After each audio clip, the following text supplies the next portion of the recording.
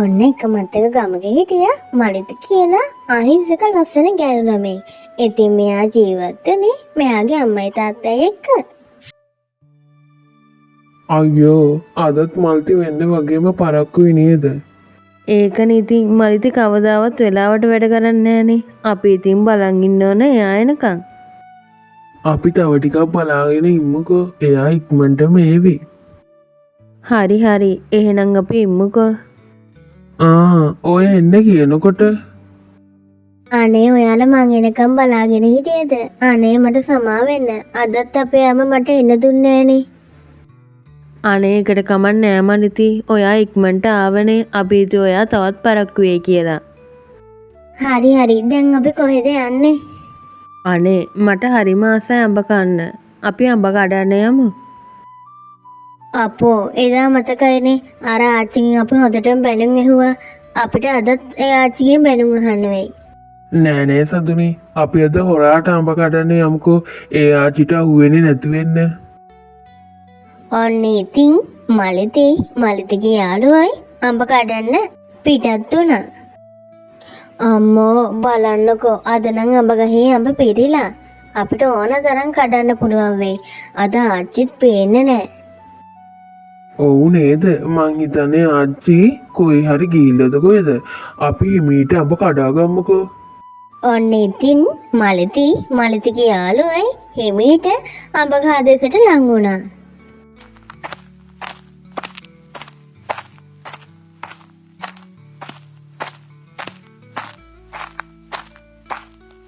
ඒයි අදත් ආවද ඔය කරදරකාර ළමයි ටික? දෙයනේ ආච්චි ඉන්නවනේ. අපි හිතුවේ මේ ආච්චි අද කොයි හරි ගිහිල්ලා කියලා. මගේ අඹ ගහට අතක් තිබ්බොත් බලා ගන්නම්. මගේ යකා උස්සන්න නැතුව ඉක්මනටම මෙතනින් යනවා. මං නරක ගෑණි කියන්න එපා. ඉතින් ඔන්න මලිතිගේ යාළුවෝයි හොඳටම බය වෙලා එතනින් දුවන්න පටන් ගත්තා.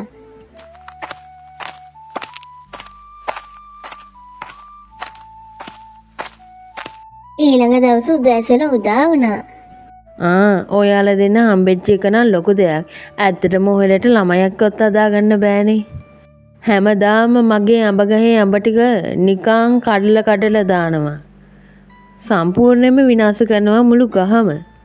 පොඩ්ඩක් ළමයි ගැන බැලුවොත් හොඳ නැද්ද?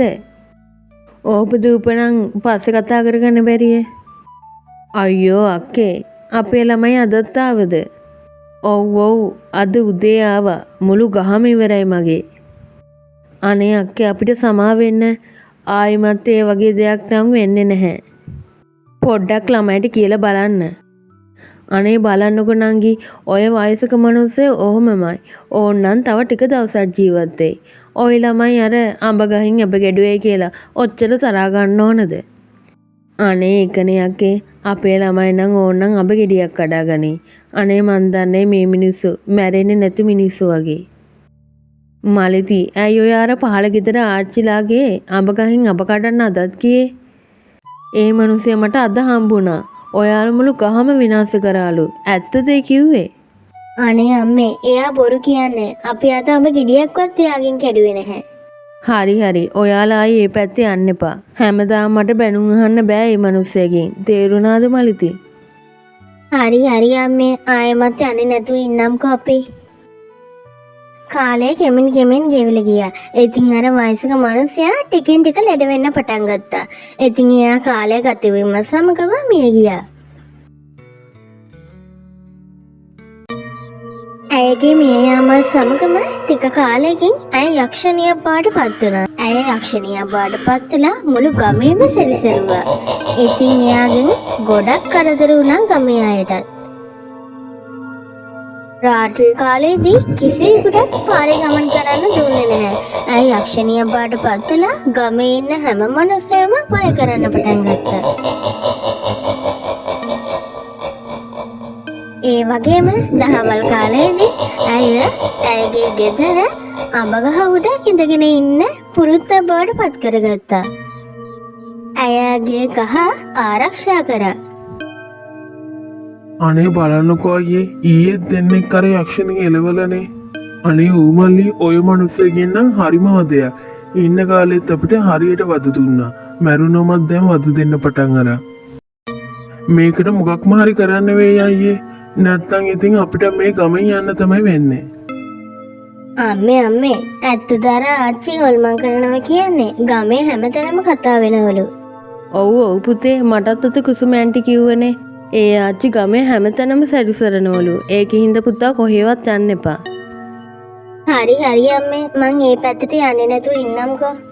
මේ අර ආච්චි හොල්මන් කරනවලු නේද? මොකක් හොල්මන් කියලා જાතියක් නෑ මලිති. ඔයි බොරු කතා. ගමේ මිනිස්සු ඉතින් කවුරු හරි මැරුණාම ඔය වගේ බොරු කතා කියනවනේ. ඒක නෙවෙයි. අර ආච්චිත් නැති හින්දා අපි අඹ කඩන්න යමුද? අනේ පසිදු මට නම් බයයි. අපේ අම්මා කිව්වා ඒ පැත්තට යන්නවත් එපා කියලා. ඒ හොල්මනට අපිව හම්බුනොත් ඒ හොල්මන අපි 4 දෙනාම කාලා දාවි. අයියෝ මලිති මං ඔයාට ආයෙමත් කියනවා. හොල්මන් කියලා දෙයක් නෑ මලිති. එන්නකෝ යන්න. ඔයාලා 3 දෙනා පොඩ්ඩක්වත් බය වෙන්න එපා. මං ඉන්නවනේ. ඔන්න මලෙති පසිඳු උච්චටම කියනවනම් අපි යමුකෝ. අපිත් ගිහින් බලමුකෝ ඇත්තටම ওই හොල්මන් ඉන්නවද කියලා. ඔන්න ඉතින් යාළුවෝ ටික වෙන්ද වගේම අඹ කඩන්න අර ආච්චිලාගේ වත්තට ගියා. ඉතින් එයාලට තැග ගන්න ලැබුණේ ඒ අඹ ගහ උඩ අර ආච්චිගේ හොල්මන ඉන්න බව. අම්මෝ මේ අර ආච්චි නේද? අපේ අම්ම කිව්වා හරියටම හරි. ඒ ආච්චි ඇත්තටම හොල්මන් කරනවා. උඹලා ආයෙමත් ආවද මගේ අඹ ගහින් අප කඩන්න? උඹලා ඔක්කොම මම විනාශ කරනවා. මම උඹලා විනාශ කරන්න කලින් ඉක්මනට මෙතනින් දුවපල්ලා. ඔන්න ඉතින් මලිතිගේ යාළුවෝ ටිකයි හොඳටම බය වෙලා එතනින් දුවන්න පටන් ගත්තා.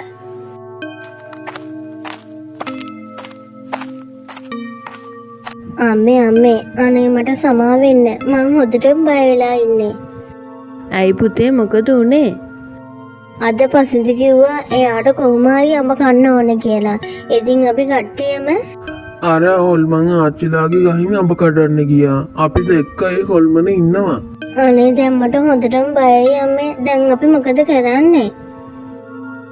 අයියෝ මහත්තයා දැන් අපි මොකද කරන්නේ? මේ ළමයිගේ මූණ බලන්නකෝ. මේ ළමයා හොඳටම බය වෙලා.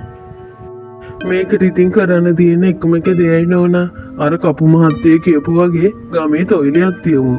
ඒ තොইলෙන් පුළුවන් වෙයි අර යක්ෂ ආත්මය මේ ගමෙන් පිට කරන්න. අනේ තාත්තේ එහෙම හරි කළා අපි කොහොම හරි ඒ ආත්මේ අපේ ගමෙන් කොහොම හරි පිට කරමුකෝ. අනේ මට හරි බයයි දැන් ගමේ ඉන්න. හරි පුතා බය නොවී ඉන්නකෝ. මම මේ ගැන ගමේ ප්‍රධානිය එක්ක කතා කරලා ඉක්මනටම තොইলයක් සැසුම් කරන්නම්කෝ. එතකොට පුළුවන් වෙයි ඔය ආත්මේ අපේ ගමෙන් ඉක්මනටම පන්නන්න. ඔන්න ඉතින් මලිතිලයි තාත්තා ගමේ අයත් එක්ක එකතු වෙලා කොහොම හරි තොইলයක් සංවිධානය කරා. හැබැයි ඉතින් අර නපුරු ආත්මය නම් ගමෙන් යන්න පොඩ්ඩක්වත් කැමැත්තක් තිබ්බේ නැහැ. හැබැයි අර කපු මහත්තයා එයාගේ උපරිම උත්සාහයෙන් කොහොම හරි ආත්මය ගමෙන් පිට කරා. ඉතින් ඊට පස්සේ ගමේ අයට එන කරදර පොඩ අඩු වුණා. ඉතින් එයාලා වෙන්ද වගේම සාමාන්‍ය විදියට ජීවත් වුණා. ඔයා අපිව තාමත් සබ්ස්ක්‍රයිබ් කරලා නැත්නම් ඉක්මනටම අපිව සබ්ස්ක්‍රයිබ් කරලා මේ වගේ කතා බලන්න අපි එක්ක එකතු වෙන්න.